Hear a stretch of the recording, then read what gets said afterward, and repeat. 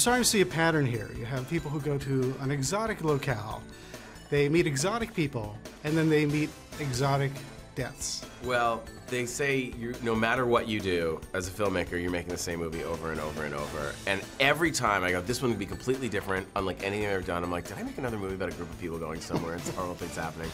But I can't resist. The subject matter. First of all, going to Chile. Chile is such a beautiful country, but it's also very much like Santa Barbara or Los Angeles. The vineyards are gorgeous, the clubs are fun, the girls are stunning, the beaches are amazing, and it's opposite seasons, so whenever it gets cold in November, December in Los Angeles, you go to Chile and summer's just starting. So writing the movie was a really fun time, and Nicolas Lopez has built this incredible industry down there. The movie is kind of based on the real earthquake that happened in Chile in the year 2010.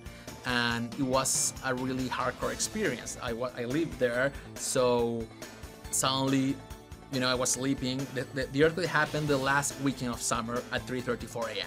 So everybody was partying and drinking, and I wasn't there because I was shooting a movie, so I had to be up really early. And suddenly, the earth started moving, and I was like, okay, this is a tremor.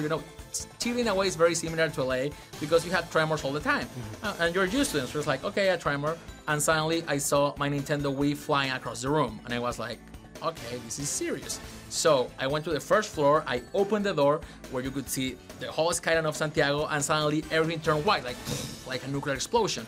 And I looked and I saw my neighbor that was hugging his 8-month pregnant wife, and I was like, whoa. Like the first thing that I thought was like, this is the end of the world. And the second thing was like, this could be a really cool movie.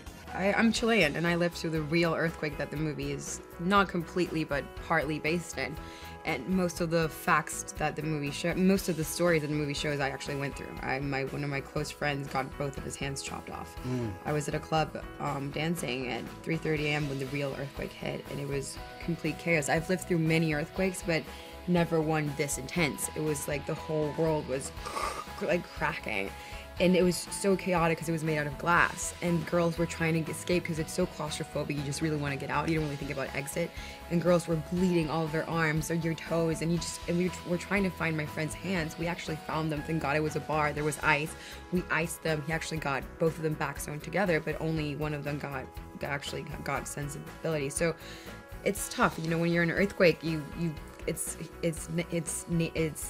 nature. It's not human nature, so you don't really know how to react. It's a different thing. You can't control it. It's not like if a bulgar comes or if somebody's raping you, you can do something to him. You can put him in jail. When it's nature, you don't know. You can't really stop it. Have you ever been in a pretty horrible earthquake, and what'd you do? I've been in a serious earthquake. I was with a girl in my bedroom when I first went to LA, and she's from the East Coast, as was I. We didn't know what to do. But it was very scary because it's fun for a second, and then we're like, this isn't stopping. We went under a doorway and we stood there, and then we waited. We're like, do we stay here all night? Thankfully, we weren't hurt. It wasn't like serious like the Northridge earthquake, but it was very scary. Yeah, it was crazy, but in a way, what I like about the movie is that it talks about the collapse of society and how easy it is for that to happen.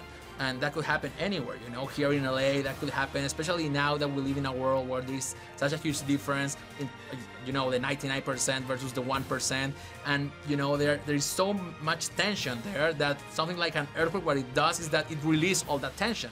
And that what happened, like suddenly you have people that they wanted to protect their own houses, so everybody was with guns, and I was like, what? Like, where are we? Like, it was like going back to dictatorship. Whatever you see, like they appear tricks, they were real. Like a lot of the effects are practical and happen for real.